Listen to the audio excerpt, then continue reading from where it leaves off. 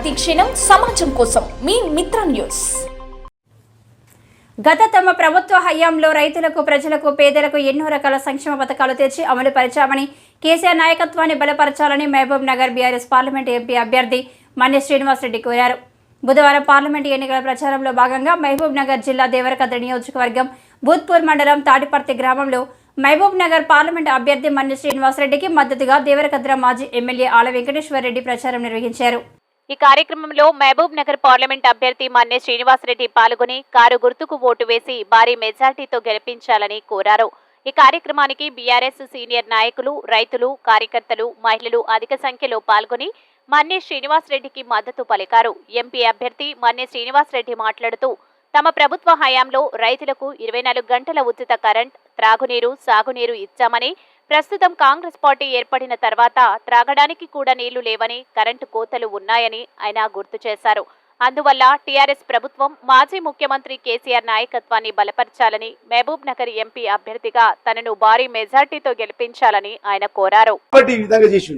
రైతులను ఏ విధంగా బాగుపరచాలి, రైతులకు కరెంట్ ఇచ్చి, నీళ్ళు ఇచ్చి, 24 గంటల కరెంటు కాదు, ఇవాళ రైతు బంధు ఇచ్చి, పెట్టుబడులు ఇచ్చి, ఈ విధంగా చేసి పండించిన పంటను మళ్ళీ కొని అకౌంట్లో పడే చిన్న గింత రైతులకు సమస్య లేకుండా ఇట్లా ముళ్ళు ఇరికితే నోటితో పట్టి గుంజిన నాయకుడు మన కేసీఆర్ గారు. ఎప్పుడు చూసినా, ఏ విషయం చూసినా, ఏ మీటింగ్ పెట్టినా పల్లెలు రైతుల గురించే మాట్లాడాలి. ప్రాజెక్టులు ఇవ్వాల ఆలరెడ్డి గారి యొక్క ఆధ్వర్యంలో ఇక్కడనే కరోనా ప్రాజెక్టు ఇవాళ ఏం చేస్తున్నారు, కాంగ్రెస్ వాళ్ళు ఏం ఆలోచన చేస్తున్నారు, ఒక్కసారి ఆలోచన చేసుకోండి. ఎన్ని స్కీమ్లు ఇచ్చింది ఉన్నా అవి కానీ ఏదే తాహత లేని శాత కానీ ఇలా వాగ్దానాలు ఇచ్చి ఇలా ఎంత ఇబ్బంది పెడుతున్నారో ఒక్కసారి చూడండి. కనీసం ఉన్న స్కీమ్లు అన్ని ఇస్తున్నారా? ఇలా రైతు బంధు అందరికి పడ్డదా? ఒక్కసారి ఆలోచన చేసుకోండి. రైతులు ఇవాళ మీరు ఆలోచన చేసుకోండి. రైతు బంధు లేదు, కరెంటు చక్కగా లేదు, పండించిన పంట కూడా కొనడం లేదు. అదేవిధంగా ఇవాళ గొప్ప చెప్పింది షాదీ ముబారక్, ఏదైతే కళ్యాణ లక్ష్మి ఆడపిల్లల పెళ్లికి వచ్చే క్రమంలో మేము ఈ ₹1,00,000 కాదు, ఇంకా తులం బంగారం కూడా ఇస్తాం అని కాంగ్రెస్ ప్రభుత్వం ఇవాళ రేవంత్ రెడ్డి గారు చెప్పిండు. ఇస్తుందా ఒక్కరికన్నా? తులం బంగారం ఇచ్చిందా అమ్మా? ఒక్కరికన్నా? అంటే ఎంత ప్రేమ ఉందో మన తెలంగాణ ప్రజలపైన, ఎంత ప్రేమ ఉండదో ఒక్కసారి ఆలోచన చేసుకోండి. ఇవాళ మన మనసున్న నాయకుడు, మనపై ప్రేమ ఉన్న నాయకుడు కేసీఆర్ గారు. ఇలా కళ్యాణ లక్ష్మి, షాదీ ముబారక్ ఇలా ఆలోచన చేయండి. ఇలా స్కీమ్లు ఏ విధంగా పెట్టిండో. రైతు బంధు ప్రపంచంలో ఎక్కడ లేదు. రైతు బంధు ఇలా ఎందుకంటే రైతులు కరెంటు లేక, నీళ్ళు లేక, పెట్టుబడి లేక ఆత్మహత్యలు చేసుకున్న సమయంలో రైతు బంధు ఇన్ని ఇచ్చి మనం పెట్టుబడి కూడా ఇస్తే వాళ్ళు కొద్దిగా సంతోషంగా పనిచేసుకుంటారు. మంచిగా ఇవాళ దేశానికే ఇవాళ ఈ మన రైతులకు, తెలంగాణ రైతులకు అన్నం పెట్టే స్థాయికి పెరిగిపోయింది. ఇవాళ ఇంత గొప్ప పంటలు పండిస్తున్నారు. ఇవాళ ఎక్కడ చూసినా ఆంధ్రప్రదేశ్ కాన్సెన్స్ చూస్తే గతంలో అంటుండేవి అక్కడ ఆంధ్రలోనే పంటలు పండుతాయి, తూర్పుగోదావరి, పశ్చిమ గోదావరి ఈ 2 జిల్లాల్లోనే పండుతున్నాయి పంటలు. అదే మొత్తం మన రాష్ట్రానికి అన్నం పెడతారు.